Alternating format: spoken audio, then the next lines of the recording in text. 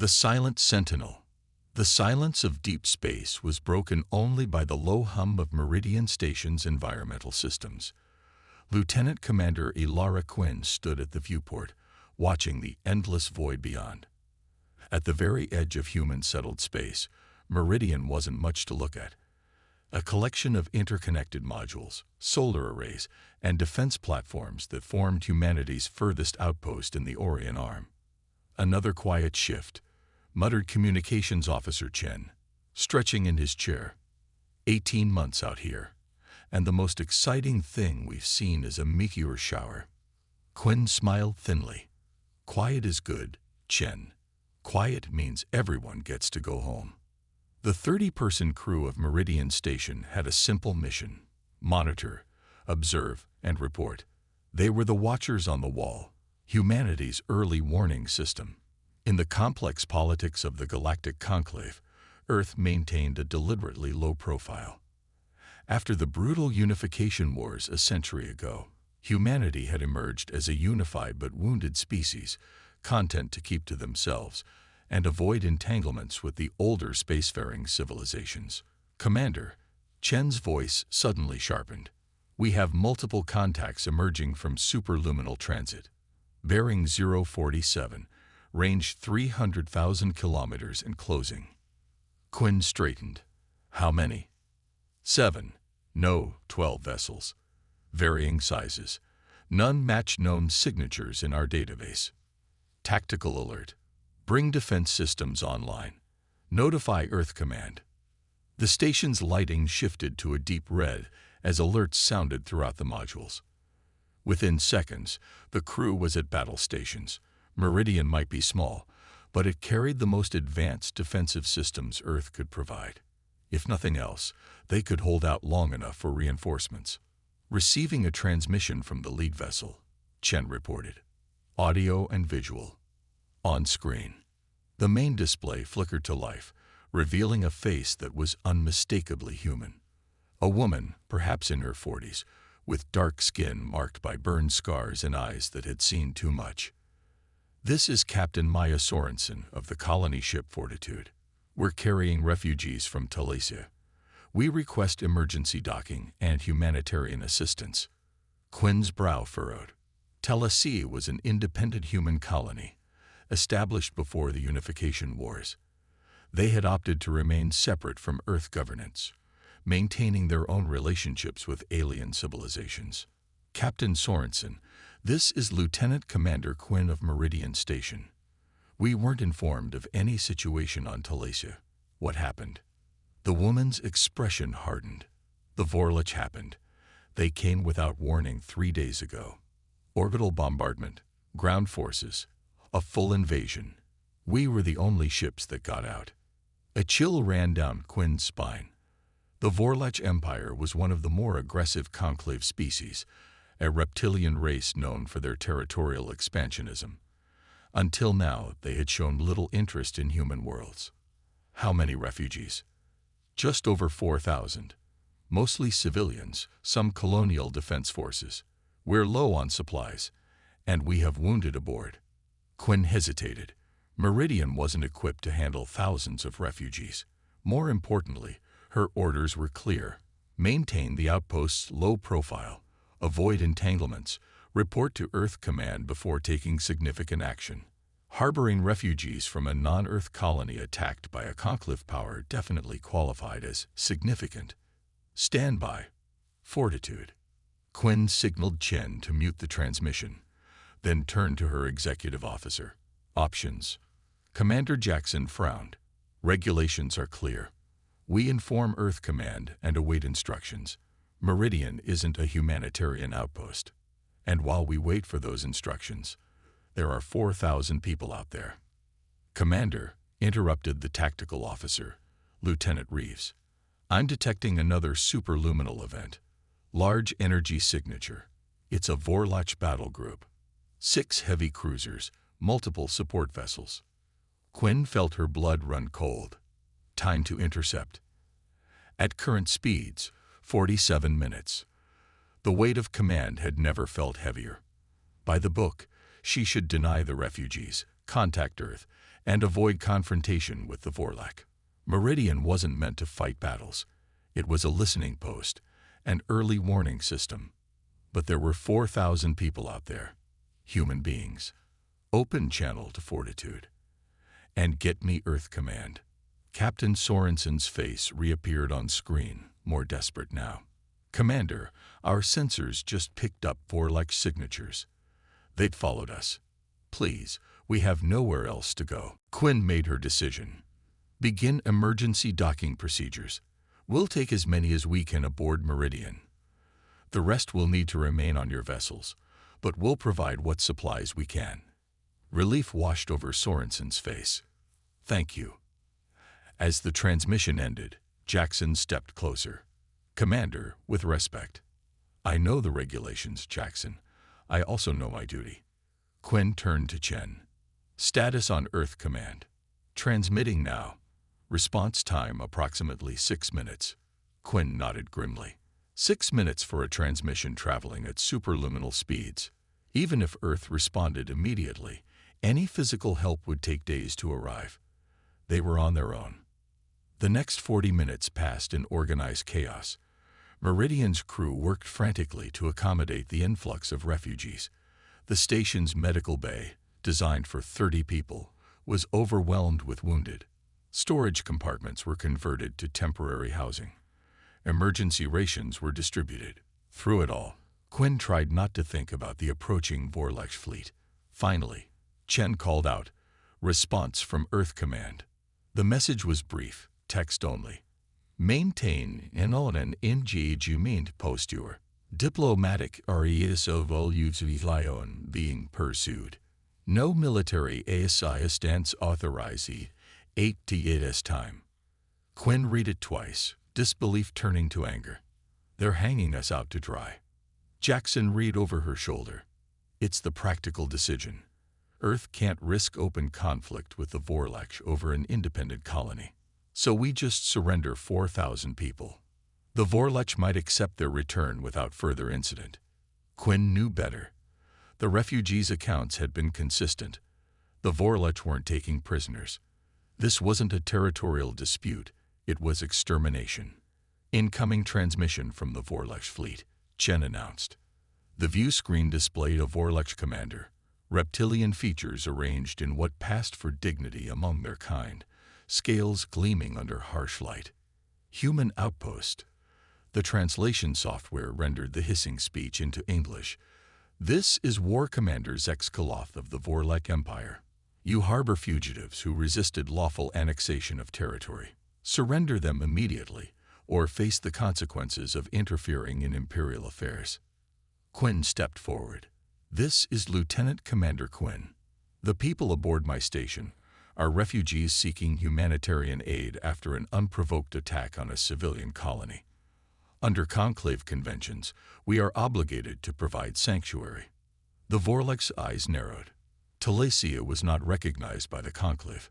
It existed in unclaimed space, now rightfully brought under imperial protection. Those who resisted have forfeited their rights. You will surrender them within one planetary rotation, or we will take them by force. The transmission cut off abruptly. One rotation, Reeves translated. About 27 Earth hours. Quinn turned to her crew, faces tense in the red emergency lighting. Status of our defenses. All systems online, Reeves reported. Kinetic barriers at maximum. Point defense networks ready. We have 6 missile pods with 24 tactical missiles each. It wasn't much against a Vorlach battle group. Meridian could bloody their nose, maybe take out a ship or two, but the outcome was inevitable. Options for evacuation? Quinn asked. Jackson shook his head. The refugee ships are in no condition for another run. Even if they were, the Vorlach would intercept them easily. Quinn nodded grimly. Then we make our stand here. Begin fortifying the station. Convert all non-essential spaces for defensive positions. Distribute weapons to any refugee with military training. As her crew moved to carry out orders, Quinn returned to the communications console. Chen, prepare a priority transmission to Earth Command. I want a clear situation report and a final request for assistance. She paused. And ping the Heimdall network. Chen looked up, surprised. The Heimdall network? That's only for. I know what it's for. Do it.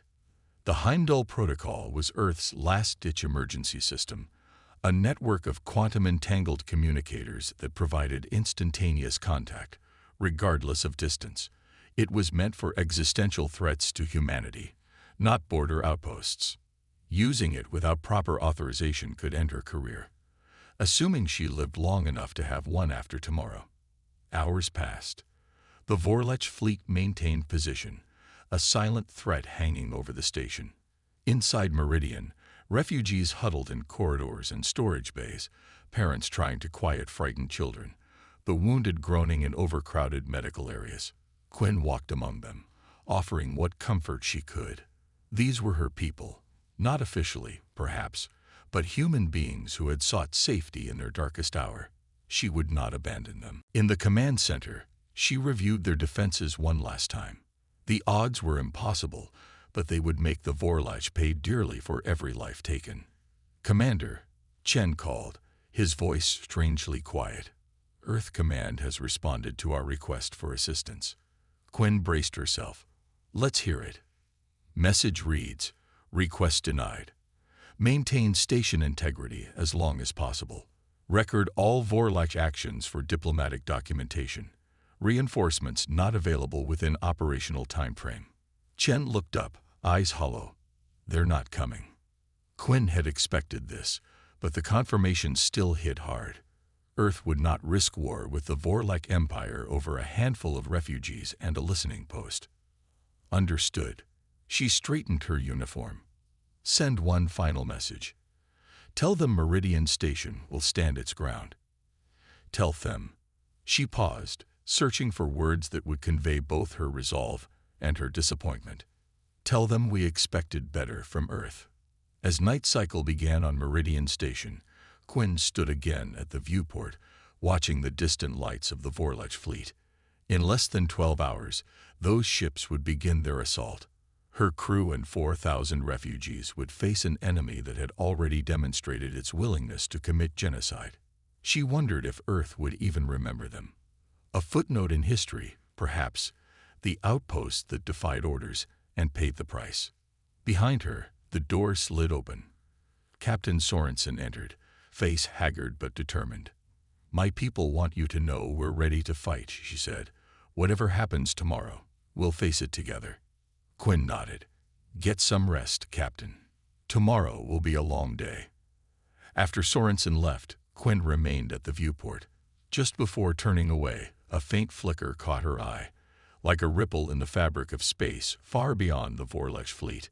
Probably nothing. A sensor ghost, or just her desperate mind seeing hope where none existed. She checked the chrono. 12 hours until the Vorlach ultimatum expired. 12 hours until the battle that would almost certainly end with the destruction of Meridian Station and everyone aboard. Quinn squared her shoulders and headed to her quarters. She would get what rest she could. Her people deserved a commander at her best for the fight ahead, however hopeless it might be. Little did she know, that distant ripple in space was neither a sensor malfunction nor a figment of her imagination. Earth had received her message after all. When Earth answers, dawn cycle on Meridian Station brought no comfort. The Vorlach battle group had moved closer during the night, now visible to the naked eye through the viewports. Angular vessels with smooth, almost organic lines, their weapons ports like dark eyes watching the station. Lieutenant Commander Quinn had slept little. Now she stood in the command center, reviewing final preparations with her senior staff. "Evacuation protocols?" she asked. Commander Jackson gestured to a holographic display. "We've designated these 4 areas as final refuges. Reinforced bulkheads, independent life support. If the main station is breached, we fall back there." Quinn nodded. It was a delaying tactic at best. If the Vorlach took the station, no hiding place would save them. Weapons distribution complete, Lieutenant Reeves reported. "We've armed everyone with combat training. The rest have been instructed in basic defense. Captain Sorensen's security team is coordinating with ours. Medical preparations. As ready as we can be, Dr. Patel said grimly. We've converted Cargo Bay 3 into a trade center. But Commander, with our supplies and the number of potential casualties. She didn't need to finish. They all knew the math. 1 hour until their ultimatum expires, Chen said quietly. Quinn looked at her people, tired, afraid, but resolute. Then we make every minute count. Double-check all systems. I want everyone in position 15 minutes before deadline. As her officers dispersed, Quinn stepped to the viewport. The Vorlech ships hung in space like predators circling wounded prey. She had studied their tactics during her academy days. The Vorlech preferred overwhelming force, striking from multiple vectors simultaneously. They weren't known for subtlety. Commander, Chen called suddenly. I'm detecting energy spikes from the Vorlech vessels. They're powering weapon systems. Quinn's jaw tightened. They're not waiting for their own deadline. Tactical alert. All personnel to battle stations. Alarms blared throughout the station. On the tactical display, the Vorlech fleet began to move, spreading out to surround Meridian. They're launching fighters, Reeds reported. I count 30, 40, continuing to launch. Bring point defense systems online. Prioritize protecting the docked refugee ships. Quinn moved to the command chair. Open a channel. The Vorlech commander appeared on screen, his reptilian features set in what might have been amusement. Your time has not yet expired, human, War Commander Zexkaloff said. You're mobilizing for attack, Quinn replied evenly. I'm giving you one chance to stand down. Meridian Station is sovereign Earth territory. Any attack constitutes an act of war. The Vorlech made a sound that the translator rendered as laughter. Your own government has abandoned you, Commander. Our intelligence is quite thorough. Earth has no appetite for conflict with the Empire. Quinn kept her expression neutral, though the words stung with truth. Then why not wait for the diplomatic solution they're pursuing? Because you and I both know there will be none. The Empire requires a demonstration. Lesser powers must understand the consequences of defiance. The Vorlech's eyes narrowed. Surrender now, and some may be spared for useful labor. Quinn's response was simple. Go to hell. As the transmission cut, she turned to her crew. They'll start with fighter strikes to test our defenses. Keep our countermeasures tight. Don't waste ammunition on feints. The first wave came minutes later. Vorlech fighters screamed toward the station, energy weapons blazing. Meridian's point defense systems responded, filling space with counterfire. The station shuddered as several shots found their mark. Kinetic barriers holding at 87%, Reeves called out. 2 fighters destroyed, 3 damage. They're probing us, Quinn observed. The real attack comes next. Prepare missile pods 1 through 3 for salvo fire. The Vorlech weren't known for patience. The second wave came hard on the heels of the first. More fighters, supported by 2 destroyer-class vessels moving into range. Multiple targeting locks, Chen warned. Energy readings suggest heavy plasma cannons. Quinn gripped her chair. Divert power to forward barriers. Missile pods 1 through 3. Target the lead destroyer. Fire on my mark. The destroyers opened fire simultaneously. Streams of superheated plasma slammed into Meridian's barriers, causing the entire station to shake violently. Warning lights flashed across the command consoles. Barriers at 60%. Reeves shouted over the noise of emergency systems. Structural damage to modules 7 and 12. Fire missiles, Quinn ordered. 24 tactical missiles erupted from Meridian's defense pods, streaking toward the lead Vorlech destroyer. The enemy vessel attempted evasive maneuvers, its point defenses firing rapidly, but the swarm was too dense. Multiple missiles found their mark, detonating against the destroyer's shields. Direct hits, Reeves reported. Enemy shields at 40%, but still operational. Quinn nodded grimly. Reload and prepare for. Commander. Chen interrupted, staring at his console. I'm detecting new signatures. Massive energy readings at the edge of sensor range. Quinn's heart sank. More Vorlech reinforcements would seal their fate. Identification. Chen shook his head. Unknown configuration. Not in our database. Wait. He looked up, eyes wide. They're broadcasting AFF signals. Earth fleet designations. A murmur ran through the command center. Quinn moved to Chen's station, staring at the readings in disbelief. That's impossible. Earth Command explicitly denied reinforcements. Yet the evidence was right before her eyes. Multiple capital-class vessels had appeared at the edge of the system, moving rapidly toward Meridian's position. Their energy signatures dwarfed anything she had ever seen, including the Vorlech cruisers. The Vorlech are reacting, Reeves reported. They're breaking off the attack, regrouping to face the new arrivals. Open a channel to the Earth vessels, Quinn ordered, barely daring to hope. For a moment, there was nothing.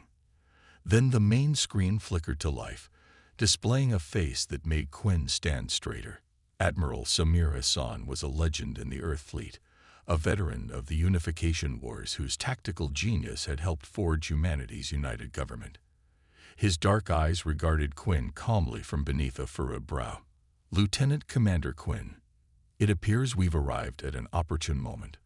Quinn struggled to maintain composure. Admiral Hassan, Meridian Station is under attack by Vorlech forces. We have 4,000 refugees aboard and docked.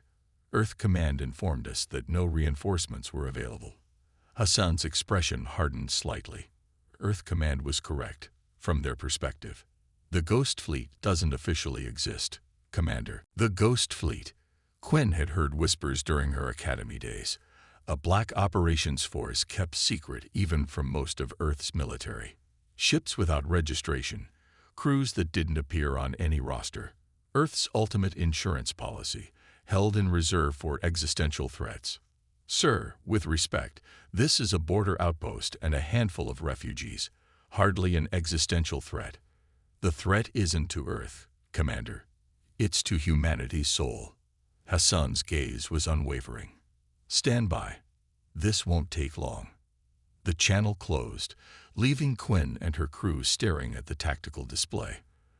The Vorlech fleet had formed a defensive formation, facing the approaching Earth vessels. What just happened? Chen asked. Quinn shook her head, watching as the tactical display updated with new information. Her eyes widened as the full scope of what had arrived became clear. 7 capital ships, dreadnoughts, by their size, each nearly twice as large as the Vorlech cruisers. Flanking them were smaller vessels, destroyers and frigates, moving with precision into an attack formation. Fighter squadrons deployed from launch bays, filling the space between the larger ships. This wasn't a relief force, it was an armada. The Vorlech are hailing the Earth fleet, Chen reported. Quinn touched a control. Put it through to our speakers. War Commander Zexkalov's voice filled the command center, the translation software struggling to convey his mixture of anger and concern. Earth vessels, this is an internal security matter. The human colony of Talasia violated territorial agreements. We are within our rights to pursue fugitives. Withdraw immediately or face the consequences. Admiral Hassan's reply was calm, almost conversational. War Commander, I've reviewed the matter thoroughly. Talasia was an independent human settlement in unclaimed space. Your territorial agreements were fabricated to justify annexation. As for the consequences, there was a pause. Perhaps a demonstration is in order.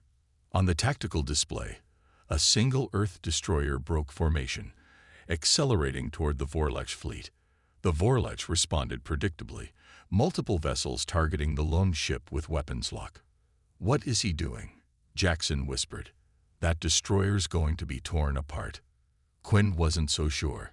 Something about the destroyer's movement pattern seemed wrong. Too precise, too calculated. The Vorlech opened fire, energy weapons lancing through space toward the Earth vessel. At the last possible moment, the destroyer executed a maneuver that should have been impossible for a ship its size, a pivot and roll that evaded the majority of the incoming fire. Then it returned fire.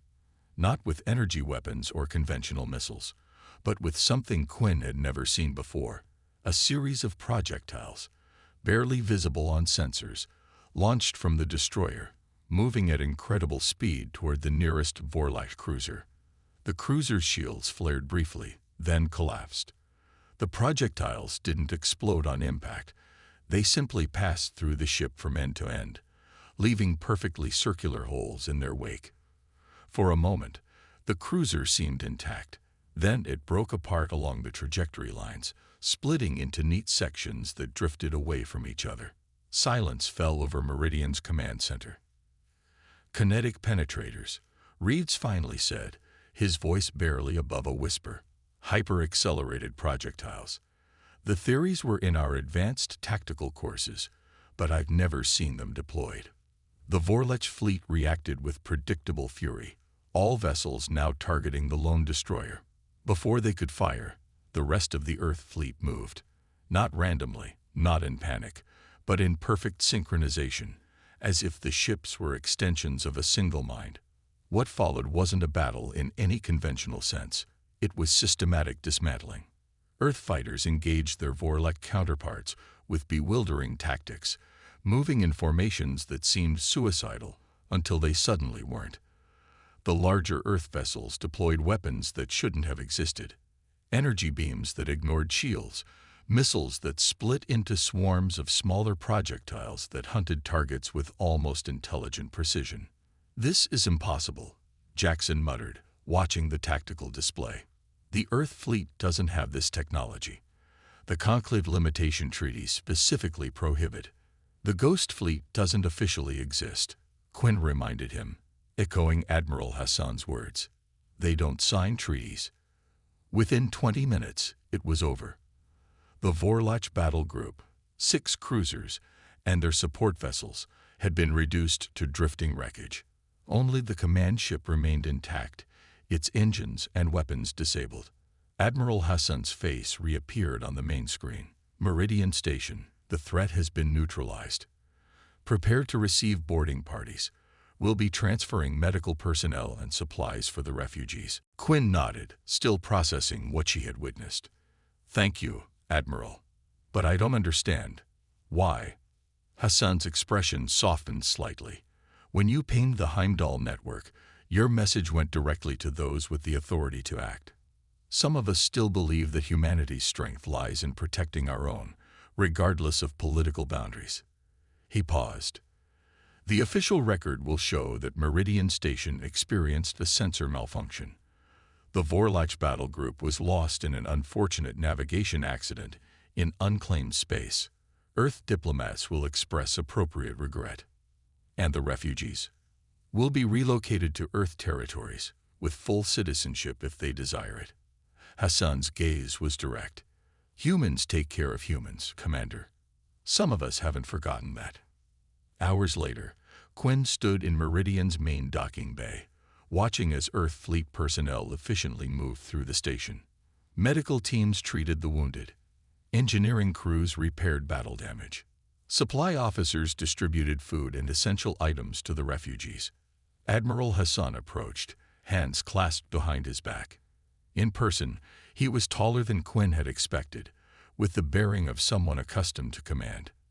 "Your station will be fully operational within 24 hours, he said. "The refugees will be transferred to our vessels by then." Quinn nodded. "Sir, about my decision to shelter them despite orders. You'll face a review board, of course."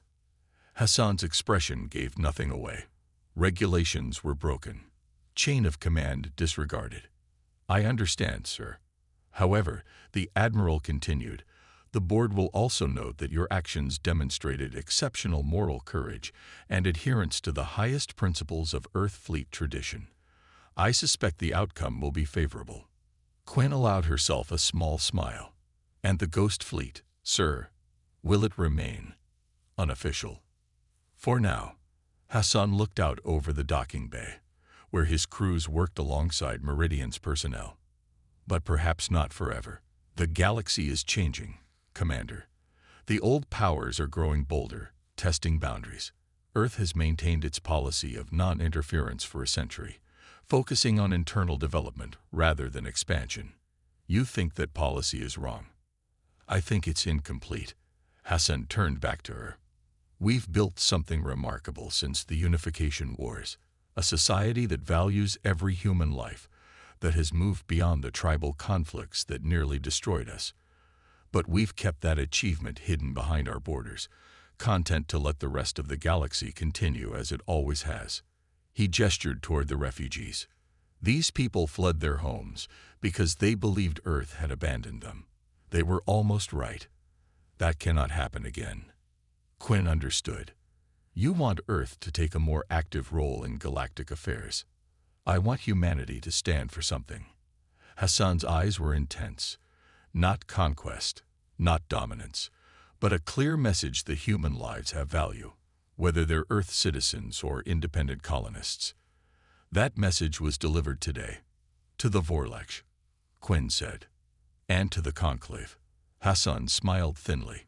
Their observation posts would have detected our fleet's energy signatures, the capabilities we demonstrated. By now, every major power knows that Earth possesses technology far beyond what we've publicly acknowledged. Won't that make us a target? It will make them cautious. Hassan checked his chronometer. I should return to my ship.